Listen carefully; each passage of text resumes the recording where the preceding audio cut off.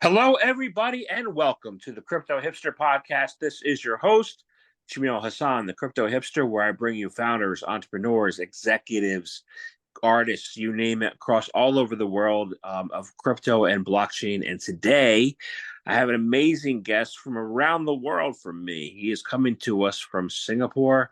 His name is Da Hongfei. He's the founder of Neo. Da, welcome. Hello, Jamil. Finally we made it. Finally made. I'm happy you're here. I'm looking forward to this interview, and yeah, I'm really excited. I woke up early this morning in my time to have this, and it's great. So I'm looking forward to it. So let's What's let's the kick. what's the time? Yeah, what's the time zone? Which part are you? Are you in the US? I'm in the U.S. New York time zone, so I'm exactly 12 hours ahead. Ah, Yeah, we are actually on the like a different pole of the Earth. Yeah, yep. the longest flight is from Singapore to New York, 17 and a half hours. Oh wow.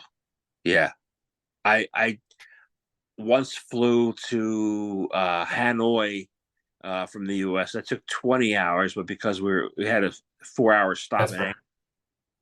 so Got it. Yeah.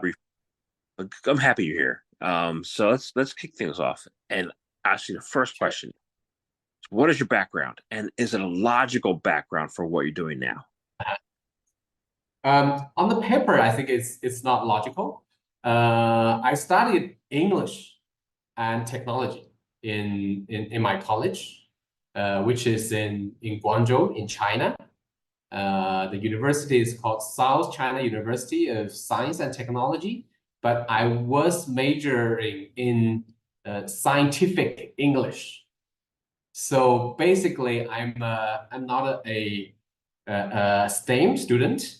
I'm more like a liberal arts student. So I got a Bachelor of Arts, not Bachelor of Engineering or Science.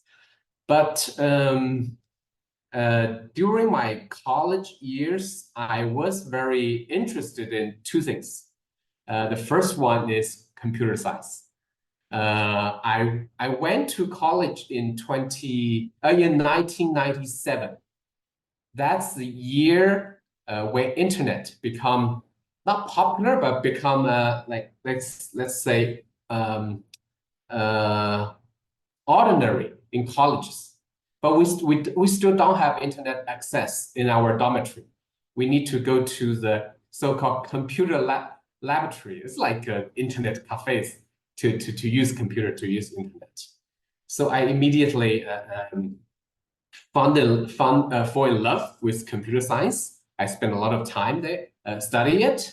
I started C language. I taught assembly language to myself, and I started to write viruses in assembly language. And I was the moderator of the computer cybersecurity board of the BBS, the bulletin. That's an old thing from my university. So computer science is one of the two things I spent a lot of time during my college. And the second thing is my hobby, or my things I like, is economics.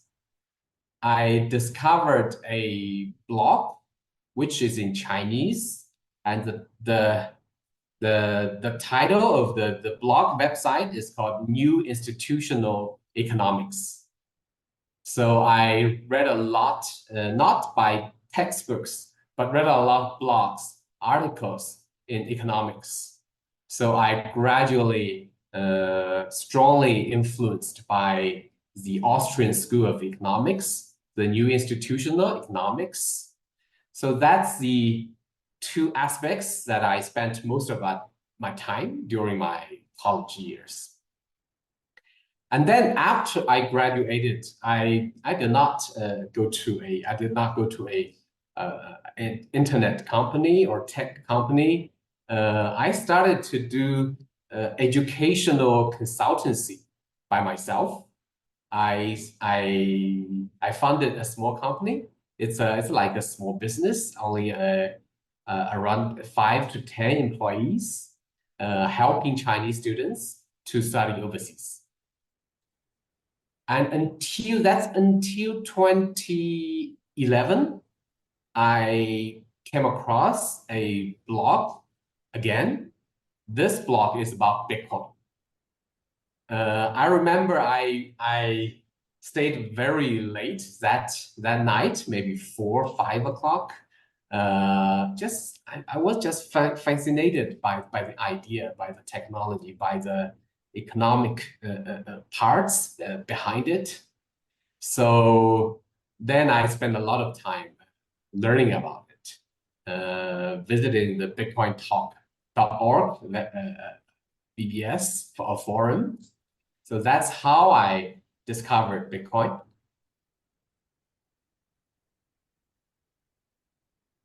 Wow. And you founded Neo. So um Yes. so Neo, what is Neo all about? How did that transition from Bitcoin to Neo start? And how has Neo evolved over the years? Um, in 2012, there was a post on the BitcoinTalk.org website, the forum. It was posted by a Chinese guy. His nickname is Fried Cat. He wrote that currently people are mining Bitcoin using CPU, and some of them are using GPU, and FPGA. But those equipment are still slow. He's a doctor in a major Chinese university, a good university, and he needs some money. He asked for Bitcoin to crowdsourcing to build the first ASIC miner machine in the world. I did not remember how many Bitcoin he was funded, but I think it's equivalent to maybe 1 million US dollars something. At that time, that's a big sum of money. And finally, he did it, and he also issued a so-called stock, a virtual stock of his company to the investors. So the founders not just get a miner, an ASIC miner, they also get the share of his company, and they made maybe 10, 100 times in a couple of months. So I was very I think it's a enlightening moment for me.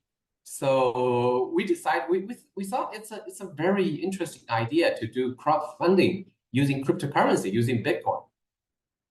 But it's not easy because setting up a company and then issues virtual stocks, and they issued it on a centralized website, not on the blockchain. So we decided maybe we can do something like a service. We can do a blockchain which is focused on crowdfunding for crypto projects. That's how Neo was born. As crowdfunding for crypto. That sounds smart. A good idea. So Yes. I looked at. Initially we the tagline of Neo is Kickstarter is Bitcoin plus Kickstarter plus Nasdaq. I like it. It makes Yeah, sense. that's 2014. We started maybe half a year after Ethereum. So that brings us to today. Well, over the years, your prices. Yeah, I looked at your price on CoinGecko the other day. You're about $15. Your high was 600 something, right? But your low Yeah. was low. You have made transformations. You have made changes over the years, and one of the changes is Neo X, right? Yeah. It's a sidechain, right? What is it all about, and how do you drive interoperability using it? Yeah. The The current mainnet of NEO is called NEO N3. N3 is not a it's very independent from other blockchains like Ethereum or Solana. NEO has its own virtual machine called NEO VM. We wrote it from scratch. NEO has its own smart contract system. We support Python, JavaScript, Go language, and C#. So we have a completely different smart contract system. It's a nice feature. It's a good try, a good exploration.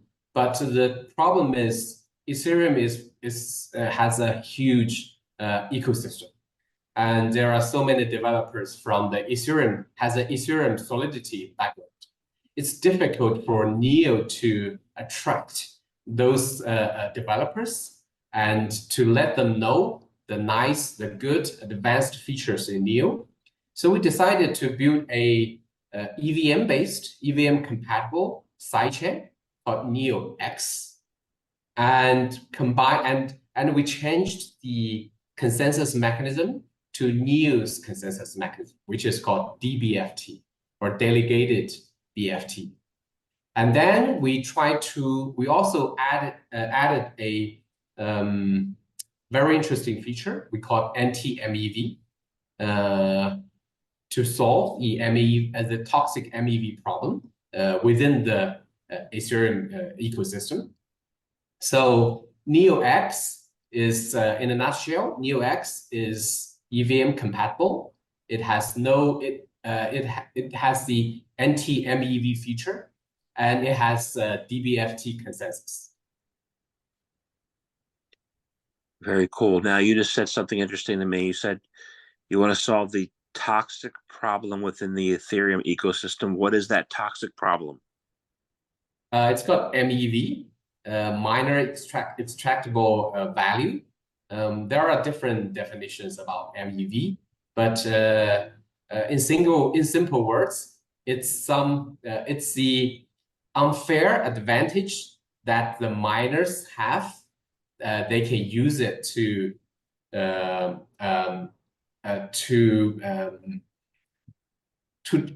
steal, or to they can use the unfair advantage to make money, which comes from the users, the ordinary novice users. And according to some statistics, I believe if my memory serves me, in 2022, the total value of MEV is around $400 million US. That's for 1 year. So it is commonly believed that the accumulated MEV or historical MEV exceeds $1 billion US. It's very much like front running in the traditional finance market. Yeah, it's very interesting because what I've seen recently in the market is the growth of Solana and growth of some other chains. One of the things that they said is that the Ethereum developers have grown complacent. I wanted to find out first, and I will follow up with the MEV, but how can blockchains like yours, like NEO, like others, globally welcome new developers? And what's possible if you do attract those developers who don't have that unfair advantage, who can't front run, who can only work on development? What do you see?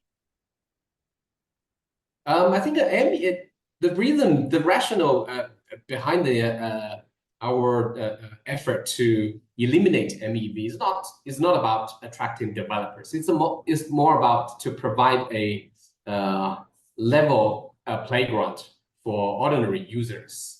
Regarding developers, I think we need more applications to attract developers.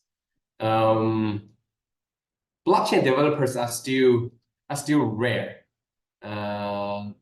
I don't have exact number, but I believe maybe maybe 1,000 developers or IT developers are blockchain crypto developers. We need more adoption. We need more application to attract those developers. One of the trends in US I saw recently is, especially in Bay Area, is many developers, entrepreneurs are more interested in AI. They left the crypto sphere to do AI. So, but with the price rising of Bitcoin in the past few months, I think maybe some of them will be back. I see that too. But I see developers going to also to AI/crypto projects.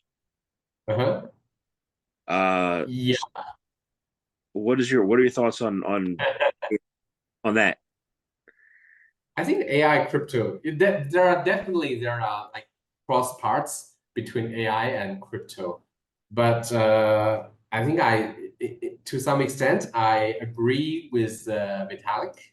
I don't see that there's a necessity project to combine AI and crypto together. It's like crypto plus anything. It's not like that special. You need crypto to do AI, or you need AI to do crypto. Yeah, you definitely can combine those two great technologies together to build projects. But it's more like a narrative. It's more like a storytelling, marketing, fans, things like that, in my opinion. Now there are some schools of thought that's saying that the dangers of AI can only be managed or solved using crypto. And the danger of AI only be what? The dangers of AI can only be solved by using crypto because shows proof of fact, where AI could be a narrative. Okay, I don't really understand the logic behind that statement. I think one of the most realistic cross-discipline between AI and crypto is the AI agents. They will not use credit card. They will not use your bank account or maybe your PayPal to pay for you. They definitely will use a digital currency to make the payment on the internet. And I believe the digital currency will be crypto. Got it. Okay. Yeah. So I want to go back to this idea of the persistent issues with the MEV, right? Mhm. How do we solve them once and for all? Is Den Kun going to make an issue or help solve that, or is we're going to, or novel approaches like Neo and others going to be able to be the one who makes the final, solving of those persistent issues? Yeah, the origin of MEV problem issue is coming from the privilege of miners. They don't have the power to change your transaction, but they have the power to reorder all the transactions in one block or even in the past few blocks. They can arbitrarily like order in favor of their own interest. So I think the spirit of blockchain is to eliminate unnecessary power or unnecessary privilege. So everyone is equal, and even the miners, the bookkeeping power is decentralized between miners. So I think eventually we need a way to eliminate the power to order transactions in their own favor by miners. There are a few ways to do it.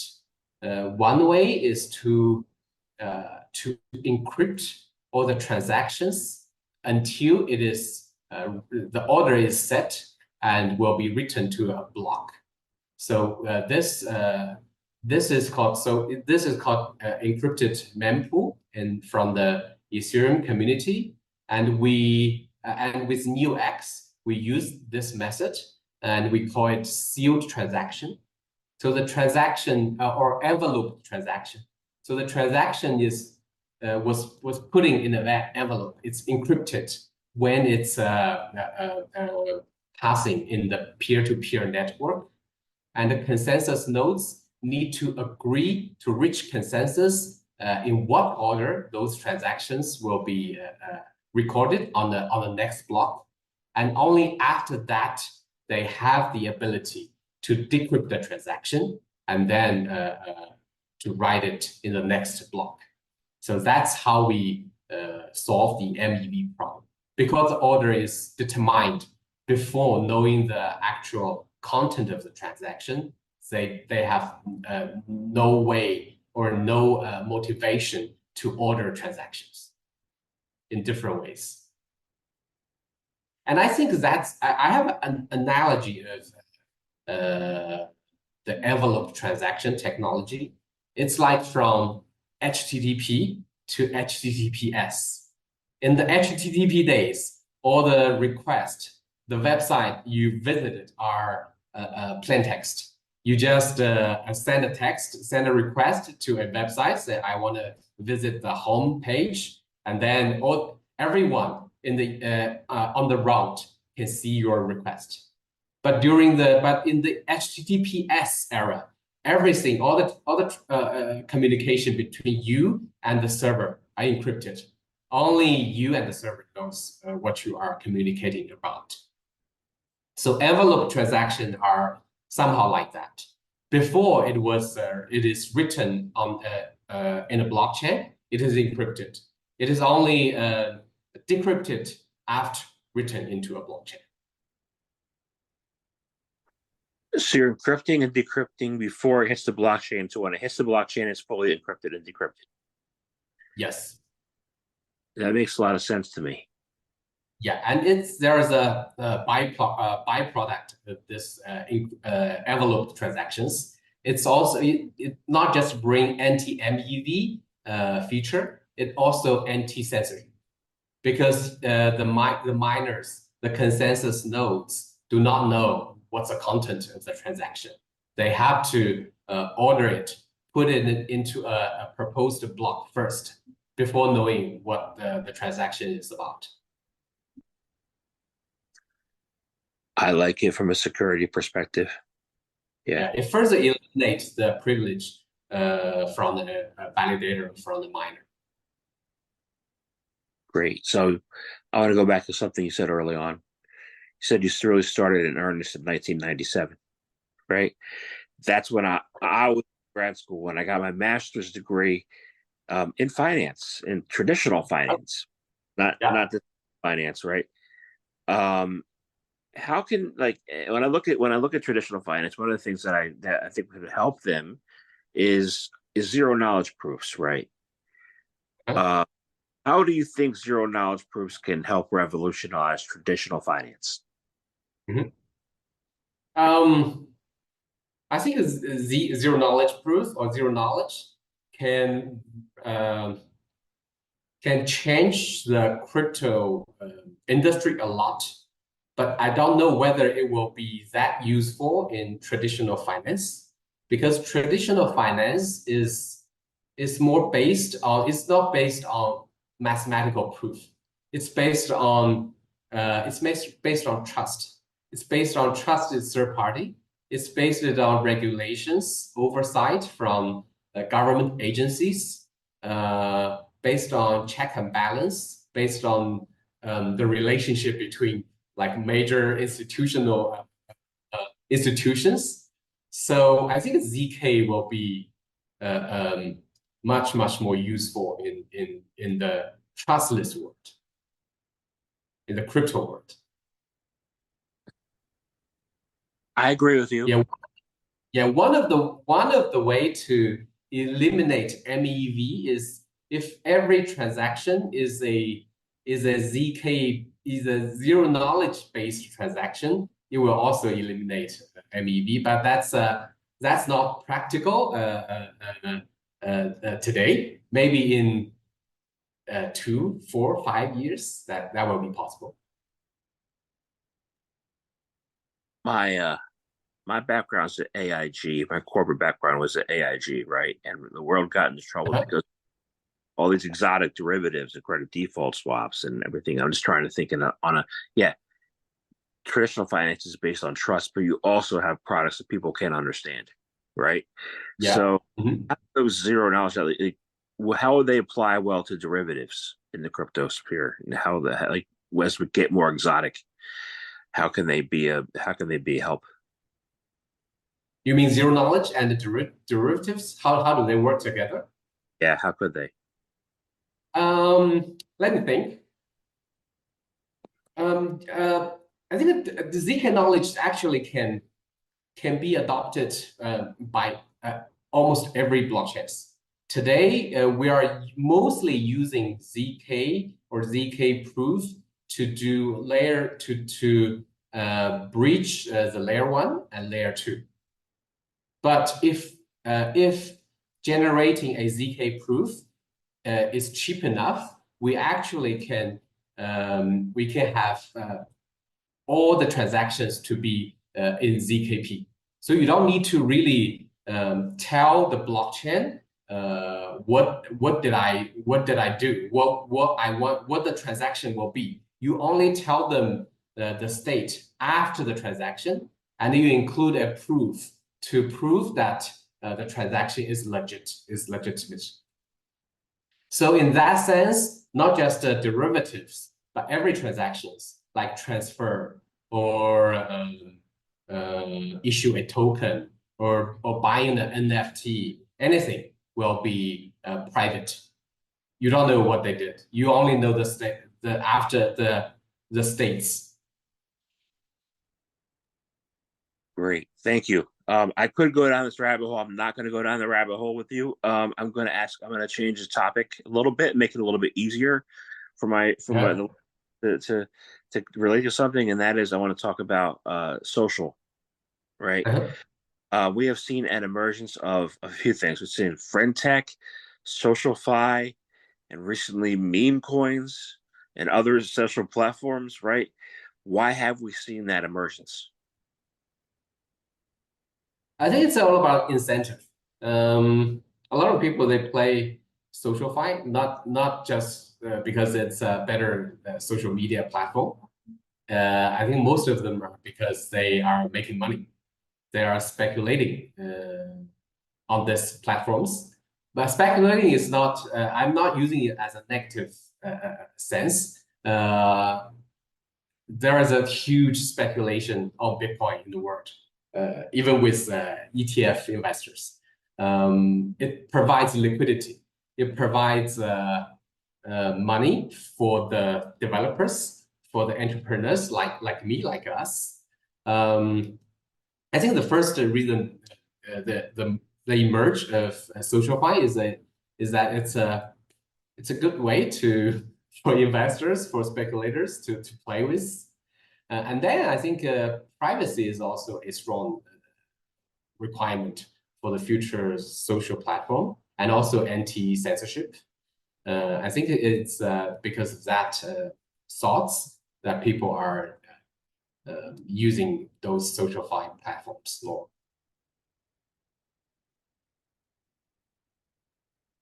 You said something else interesting right there. I hadn't thought about this because you said people are using ETFs to speculate, and when I think of ETFs, I think of conservatism. I think of a solid like conservative. I don't think of speculation in the same sentence as ETF. But you just said so. Why do you see it that way?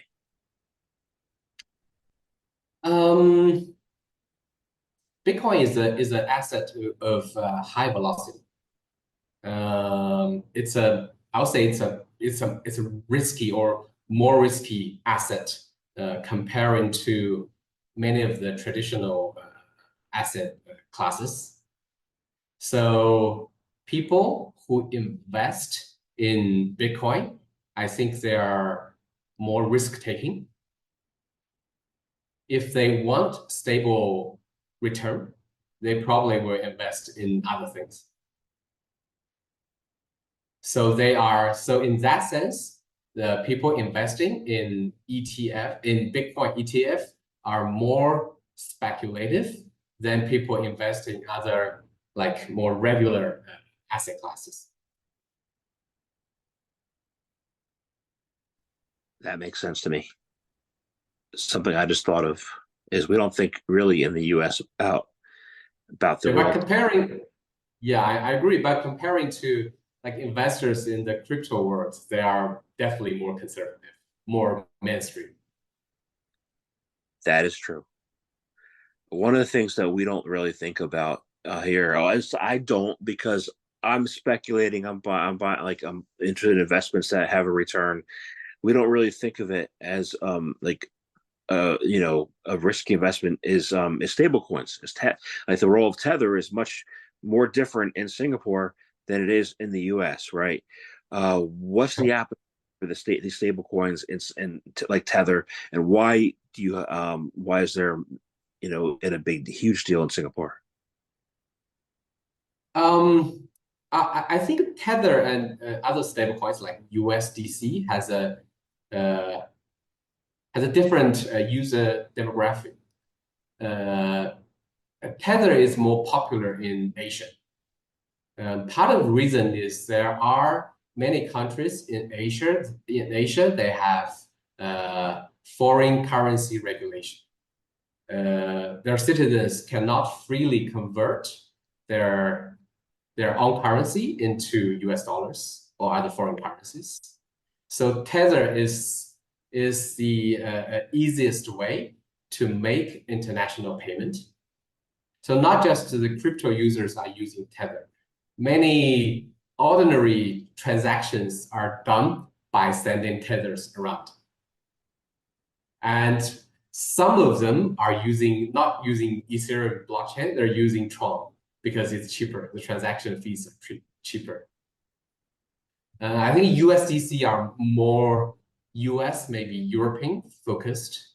Tether are more Asia focused. I didn't think of the foreign currency risk. Yeah, that makes sense. Um, Yeah. okay. So I have a couple more questions. First one, with everything we said so far, what do you see as the future of Neo in the global merging landscape? Neo X will be the first attempt for Neo to do something to emerge with the bigger crypto ecosystem, and we will have more efforts to develop new technologies from Neo X, and Neo X will be the test field for new technologies for Neo. And if it's the technology is proven, then we will port it to Neo Mainnet, the N3. And we are gearing up to gear up our development. Sounds exciting.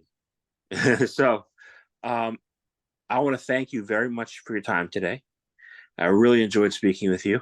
And hopefully someday I can get back to Singapore. As I was there in 2004. Um, but I have one last question. It's probably the easiest one I've asked you. Is how can people find out more information about you, about Neo, about Neo X? How can they become a developer? How can they do any of that with Neo? Yeah, you can visit our website, neo.org, and you will find all the contact information, all the white papers, technology documents about Neo, and you can find amazing projects built on top of Neo, like Flamingo, the DEX, DeFi, and other projects. Just visit neo.org. Awesome. Thank you very much for your time today. Thank you very much. Thank you for having me.